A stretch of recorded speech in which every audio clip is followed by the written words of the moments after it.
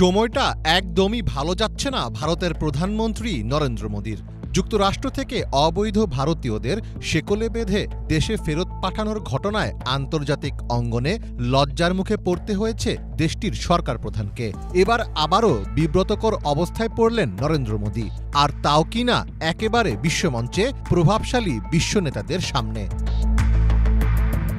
ফ্রান্সের প্যারিসে সোমবার থেকে শুরু হয়েছে 2 দিনের কৃত্রিম বুদ্ধিমত্তা বা এআই শীর্ষ সম্মেলন, যেখানে অংশ নেন 100টি দেশের রাষ্ট্রপ্রধান, শীর্ষ সরকারি কর্মকর্তা, বিভিন্ন প্রতিষ্ঠানের প্রধান নির্বাহী এবং বিজ্ঞানীরা।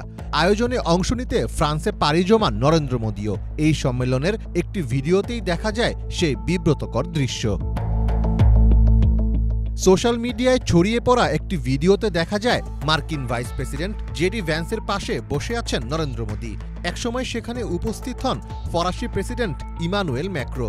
সবার সঙ্গে হাত বাড়িয়ে কুশল বিনিময় করছিলেন তিনি, কিন্তু তার সামনে বসে থাকা মোদী করমর্দনের জন্য হাত বাড়ালে তাকে পুরোপুরি এড়িয়ে যান ম্যাক্রো। এ ঘটনায় বিব্রত হলেও মুহূর্তের মধ্যেই নিজেকে সামলে নেওয়ার চেষ্টা করেন মোদী। পাশে বসে থাকা অতিথিদের সঙ্গেই কুশল বিনিময় করেন তিনি। তবে মোদীকে উপেক্ষা করলেও আশেপাশে থাকা ইউরোপীয় কমিশনের সভাপতি উর্সুলা ভন ডার লেইন সহ অনেক অতিথির সঙ্গে হাত মেলাতে দেখা যায় ফরাসি প্রেসিডেন্টকে।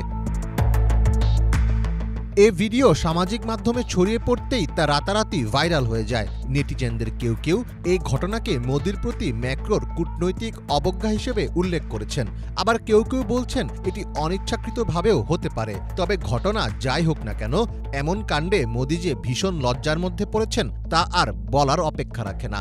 কনফারেন্স শেষে আনুষ্ঠানিক ফটো সেশনেও আবার সেই ম্যাক্রোর পাশেই দাঁড়িয়েছিলেন মোদী। ফ্রান্স অনেক বছর ধরে ভারতের বিশ্বস্ত মিত্র হিসেবেই পরিচিত। বিশেষ করে প্রতিরক্ষা খাতে অনন্য উচ্চতায় উঠে গেছে ফ্রান্স ও ভারতের মধ্যকার সম্পর্ক। 2 দেশের মধ্যে রয়েছে কয়েক বিলিয়ন ডলারের প্রতিরক্ষা চুক্তি।